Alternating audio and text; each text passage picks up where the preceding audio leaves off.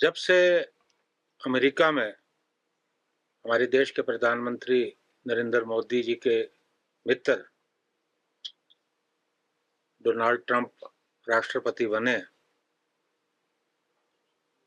तब से मुझे लगता है कि हमारे देश में बहुत सारी समस्याएं पैदा हुई। अभी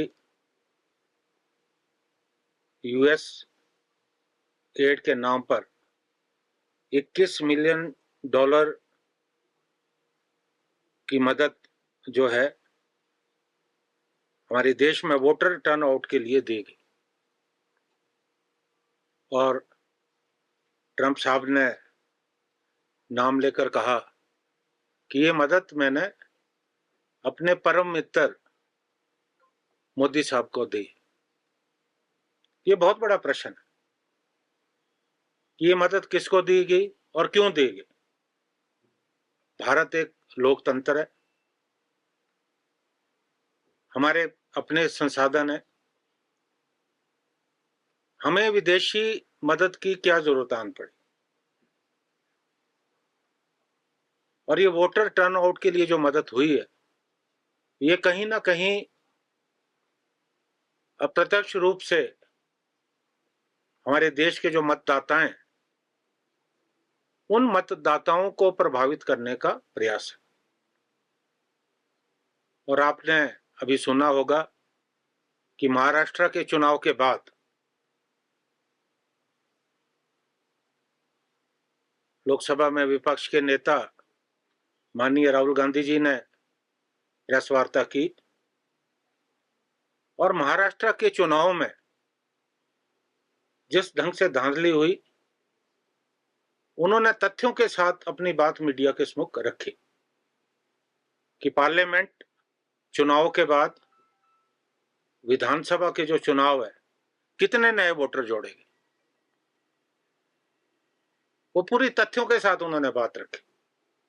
लेकिन देश का जो निर्वाचन आयोग है या मुख्य चुनाव आयुक्त है, वो इसका जवाब नहीं दे पाए। हालांकि चुनाव आयोग से ये अपेक्षा की जाती है कि चुनाव आयोग देश में लोकतांत्रिक तरीके से चुनाव करवाए। कहीं ये पैसा जो हमें यूएस से मिला,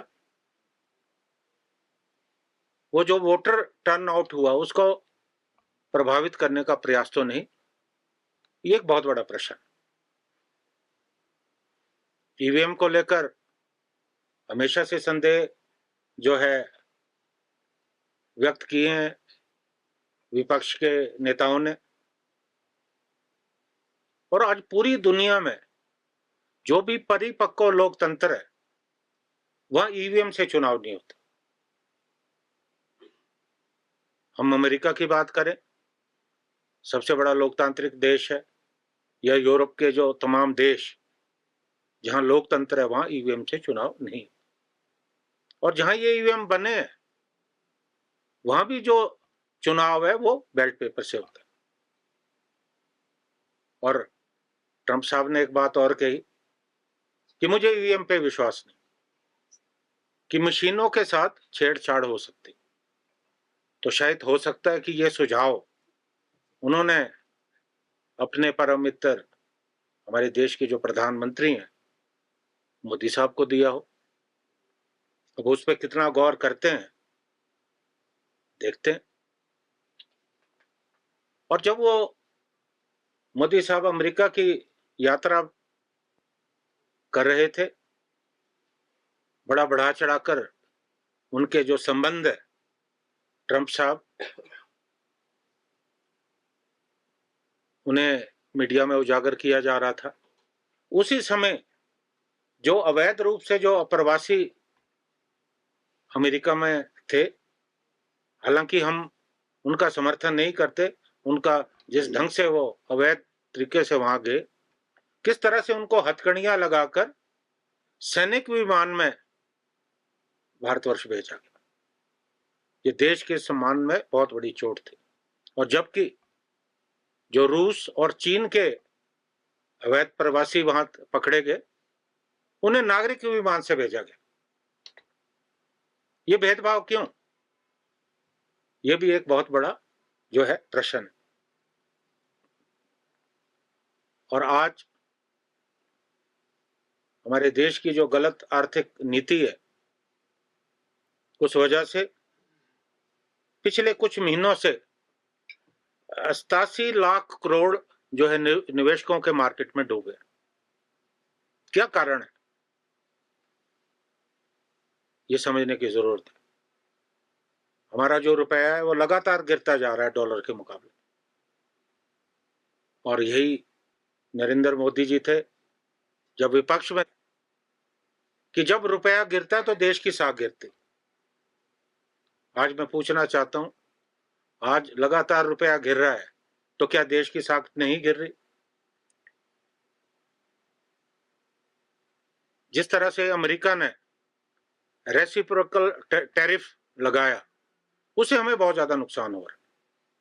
हालांकि जब मोदी साहब गए, हमें उम्मीद थी कि हिमाचल प्रदेश का जो सेब उद्योग है काफी संकट से गुजर आए। हमें उम्मीद थी कि जो वायदा उन्होंने हिमाचल की जनता से चुनाव के समय किया था, वो उस वायदे को पूरा करेंगे और 100% शुल्क लगाएंगे। क्योंकि जब वो पिछली बार गए तो जो 50% शुल्क था उसे घटा के 30% कर दिया। इस बार तो मुझे लगता नहीं कि इस पे कोई जो है चर्चा भी हुई। लगातार हिमाचल की जो आर्थिकी है वो गिर रही है। हिमाचल में बागवानी एक प्रमुख हमारी आय का जो है स्रोत है। लगातार आप देख रहे होंगे कि मौसम की प्रतिकूलता के चलते लगातार जो है हमारे उत्पादन में गिरावट आ रही है। अगर हम विश्व के मुकाबले देखें तो हमारी जो प्रति हेक्टेयर हम 6 से 7 टन यहाँ सेब पैदा करते हैं, जबकि जो दूसरे विश्व के देश है वहां तो बहुत ज्यादा 50 से ज्यादा टन से ज्यादा जो है उत्पादन होता है। क्योंकि समय के रहते हम अपने जो हमारे सेब के बगीचे हैं उनको हम जो है मॉडर्नाइज नहीं कर पा रहे। और जब कांग्रेस की सरकार पिछली बार थी तो 1134 करोड़ का जो प्रोजेक्ट है वो बागवानी के लिए जो है सैंक्शन हुआ था। और अगर ये 1134 करोड़ का पूरी तरह उपयोग होता तो काया कल्प हो सकता था। और मैंने तो ये विधानसभा के पटल में भी प्रश्न पूछा कि उस पैसे का किस तरह से इस्तेमाल हुआ। लेकिन मुझे दुख है कि उस पैसे का ढंग से इस्तेमाल नहीं हुआ। हमसे जुड़े रहने के लिए हमारे YouTube चैनल को सब्सक्राइब करें और नई वीडियो की नोटिफिकेशन के लिए बेल आइकॉन को दबाएं। अगर आप ये वीडियो Facebook पर देख रहे हैं तो लाइक जरूर करें और ज्यादा से ज्यादा शेयर करें। इसी तरह के और भी अपडेट्स के लिए फॉलो करें हमारा Instagram पेज himachal.ke।